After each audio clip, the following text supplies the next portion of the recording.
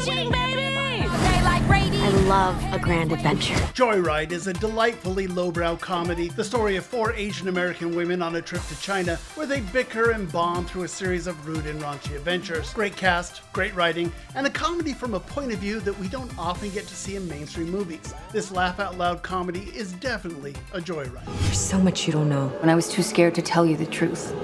Our family has been keeping secrets. There's another Insidious movies in theaters this week. Film number 5 continues the story of a family that's plagued by demons, and I suppose fans will be interested, but for the rest of us, Insidious, The Red Door, is a forgettable and mediocre horror flick. Let's introduce the band. George, I'm Andrew. How can the country be in love with these 2 idiots? If you're a fan of the 80s band Wham, then do check out this documentary over on Netflix. Lots of great music and behind-the-scenes stuff. It's a lot of fun, especially for fans of a certain age. My parents just emailed that they're coming to our wedding. Oh, I get to meet your parents finally. Are you psyched? You're not psyched. Are you psyched at all? Is there any psych happening? And finally, Adam Devine is excited that he's finally going to meet his in-laws. The problem is that they may just be an infamous pair of bank robbers in this silly but slight family comedy over on Netflix. One big happy family. And that's what's new this weekend at the movies. I'm Sean McBride, the movie guy.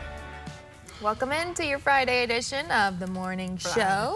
Oh yeah, I was gonna do a little dance when it's Friday. Absolutely, dance moves coming from Sean McBride, the movie guy. Love them. Bring them in, kind of keep the energy going. There we go. That's what we need. Keep us up the hill so that way we can stay there and be excited about Friday as best as we can. And one way to maybe to get a little bit excited is if there's any good movies headed out. You know, it's an interesting week because I think there is one movie that I think is very good.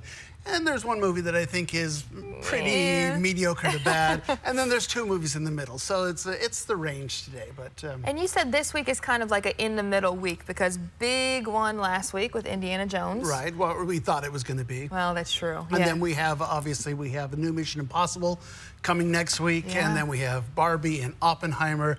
I mean, it's going to be a big couple of weeks. So this week is... we'll call it lowered expectations week. Okay. I do think these movies, like I say, one of them is really worth saying here. Okay. And that would be Joyride. This is a breakout hit from the Sundance Film Festival. This is a comedy, and you know, full disclosure, this is a raunchy comedy. Okay. This is a story of 4 Asian American women going to China. Ostensibly, they're there on a business trip, but obviously hijinks are going to ensue. And there will be lots of sexual antics and lots of drug humor and stuff like that. So perhaps not a film for grandma. Okay. But I gotta tell you, let me tell you, this is directed by the woman who wrote Crazy Rich Asians. Okay. A lot of people like that. Yeah. It is written by the 2 main writers over on The Family Guy. Oh. It is starring, it's got a cast of really good Asian American actresses. But anyway, I bring this up because you need to know this, because I think a lot of people will say, well, why am I going to see this? This doesn't appeal to me. Yeah. It should appeal to you. I mean, like I say, it's very raunchy, but I really hope that this theater is filled with all sorts of like a girls' trip out of the movies. Right. And a bunch of women sitting there and just kind of, you know, laughing at how bad it is, but also enjoying how silly it is and the sisterhood that kicks in at the end. Oh, yeah. But like I said, raunchy film. But very good, and told from a point of view that we don't really get Asian American women, all of them, you know, dealing with their culture and the expectations of them. I really like this movie. I think it's well done. I saw this one in the theater, and there was so much laughing. I haven't heard laughing like that since before the pandemic. Oh my gosh. So really a nice film, so check this one out. Okay, well that can kind of give you a good idea if you're looking to, you know, get a good belly laugh in. That might be the place to do it with your girlfriends. But like say, don't take grandma to this one. Don't take grandma. Take like your girlfriends and everything like that, and then you'll be okay. Leave grandma at home for this one. Yes, exactly. Other movies we got coming out this week? So we also have a new Insidious movie, Insidious, The Red Door. Dun, dun, dun. Yeah, look, you know, people get the Conjuring and the Insidious movies confused. They have this whole thing here where they make these movies, they don't cost much to make. I was looking at, it was online, and it's, if the internet tells me it must be true. They said that all of the Insidious movies, production budget has been about $35 million. Okay. And they've grossed more than $500 million. Holy cow. So these films have like a 20-to-1 return on investment. So of course they're going to make these movies. Sign me up. But I got to tell you, I'm not a huge fan of these films. I think they're kind of, you know, they're just okay. It's Patrick Wilson is known for being the star of this, and I think he does do better acting than we expect for in a silly horror film. You know, this story about a kid The whole series, the kid goes into a coma and we find out he's astral plane projecting whatever, and all these demons from this place called the Further are coming into our world, and now it's a demon thing, you know. Okay. I don't think it makes a lot of sense as far as the overall plot. You know, there has to be a kind of a movie logic to it. I don't care about these movies, to be quite honest, and I think this one is kind of just a cash grab. Okay. But it does have lots of big fans. I mean, all of these movies, matter of fact, it was funny, I saw the new trailer for The Nun, which is another spin-off of The Conjuring and whatnot. And that movie looks scary and stuff. And so they have their jump out scares. I know there are people who like to go and be scared and then maybe cuddle up with your sweetie afterwards. You know, it is what it is, but not a film for me. I don't think it's that well made, quite frankly. But if you're a fan of the series, you'll probably want to see it. I was gonna say, I don't know if I've really seen a whole lot of horror movies. I'm like, wow, that was really good. You're going for the scare. That's what you're there for, and the theatrics and all of that stuff. Okay, well, there you go. Oh, I did have a question about this one. Do you think that you need to watch all the ones before? Can you just jump in and go see this? So I was watching this and I thought, this doesn't make any more sense now if I'd gone back and watched the previous movie. So no, I don't think, I think you're fine. You're there for the, something jumps out at you. Okay, you'll be lost either way. No worries. Exactly. So, other movies? The other two coming over to Netflix here. The Wham, you know, the music group, Wake Me Up Before You Go. So there's a documentary about Wham, Wham exclamation point, over on Netflix. There you go. And it's the story of the band and how it rises into fame and, you know, how they deal with the tensions of that. It's nice seeing George Michael and, you know, I mean, they're all talking about this, and it's about his coming out as well. But I think this is fun. I think you're there for the music video of it all. Okay. There's some really good stuff there.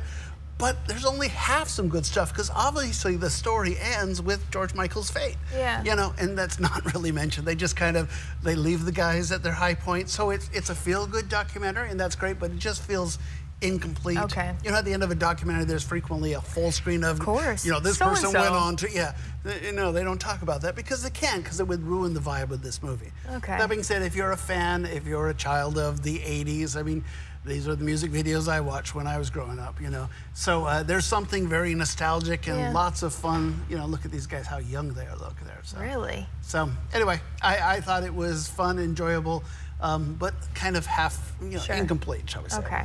So if you're kind of, you know, looking for a little bit of nostalgia and want to check go back in time, or just sing all that music. So there you go. That's a good one too. Yeah, that's on Netflix, right? On Netflix, and then also on Netflix, we have a film called The Outlaws, and it's Adam Devine. He plays a guy. He's getting married, and he's never met his fiance's parents. Oh. And so he's really excited they're coming to the wedding.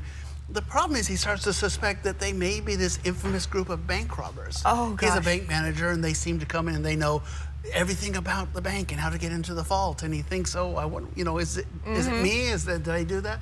So it turns into an action adventure ultimately. I think it's really a lowbrow comedy as well. Okay. There's a lot of silliness. There's a moment, for example, when the girlfriend's parents first walk in, he's singing a made-up song about all the things he's going to do to her that night, and of course that's very embarrassing to find your new father-in-law singing about his daughter.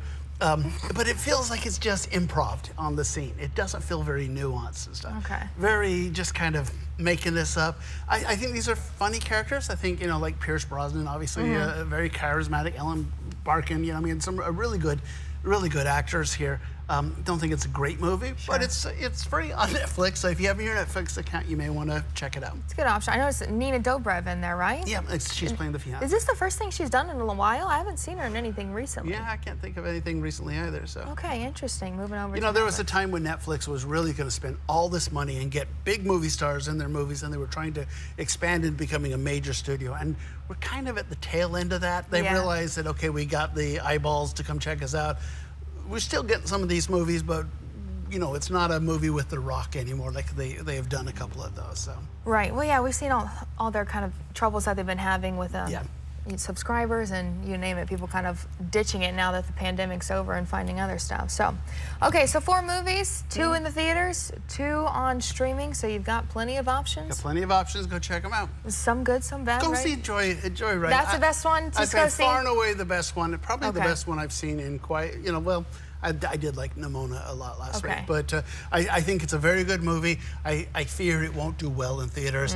I kind of want comedies to work, Because, you know, we're just not making comedies and putting them in movie theaters anymore because audiences aren't going out for them. And I love seeing a good movie comedy. I think there's nothing better than sitting in a theater and laughing with everyone around you. Surrounded with people and being buoyed up by everybody's laughing. And I've seen movies that are reviewed with just me and a couple of critics, and I thought, well, this is kind of dumb. And then went to see it with friends later on that weekend. I thought, this is the greatest thing in the world. Cracking up. And oh, yeah. You need the audience there. It's a different perspective, certainly.